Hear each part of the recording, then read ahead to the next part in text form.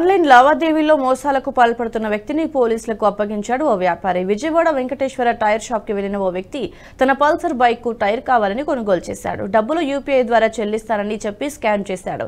డబ్బులు మీ అకౌంట్ కు వచ్చాయి చూసుకోండి అని వెళ్లిపోయాడు. స్కాన్ చేసినట్లే చేసి డబ్బులు ట్రాన్స్ఫర్ కాకుండానే వెళ్లిపోయాడు. అది గమనించిన షాప్ యజమాని అకౌంట్ చెక్ చేసుకోగా ఎలాంటి నగదు తన ఖాతాలోకి రాలేదు. వెంటనే అతన్ని వెంబడించి పట్టుకుని స్థానిక పోలీసులకి అప్పగించాడు.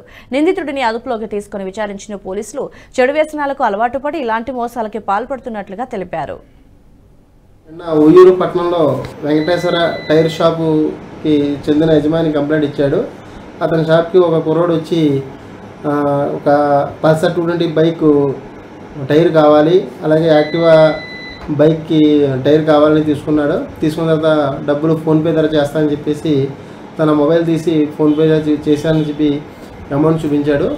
అతని అనుమానం వచ్చి చెక్ చేసుకుంటే అతని అకౌంట్లో కానీ అతని మొబైల్లో కానీ డబ్బులు రాలేదు. అనుమానం వచ్చి అతన్ని అడిగితే టైర్లు వద్దు, నాకేం వద్దులే అని చెప్పేసి తెలుపుదల అతని అనుమానం వచ్చి అతను పట్టుకొని స్టేషన్ తీసుకొచ్చాడు. వెంటనే మేము అతన్ని విచారించాము. అతనితో పాటు తన ఫ్రెండ్స్ కలిసి ముగ్గురు ఉయ్యూరు కైగూరు నుంచి ఉయ్యూరు పట్టణానికి వచ్చారు.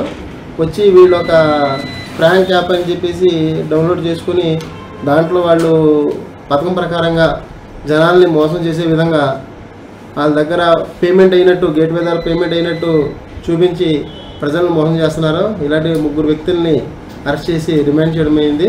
ప్రజలు వ్యాపారస్తులు అప్రమత్తంగా ఉండాలి.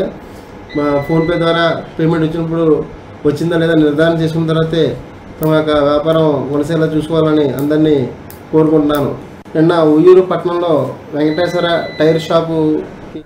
ఈ వీడియో మీకు నచ్చినట్టయితే లైక్ చేయండి, 10 మందికి షేర్ చేయండి. అలాగే కామెంట్ల రూపంలో మీ అభిప్రాయాలను మాతో పంచుకోండి. Nationalist hub group of channels ను సబ్స్క్రైబ్ చేసుకుని తెలుగునాట జాతీయవాద జర్నలిజాన్ని ప్రోత్సహించండి. ఈ వీడియో కింద ఉన్న బెల్ ఐకాన్ పై క్లిక్ చేయడం మర్చిపోవద్దు.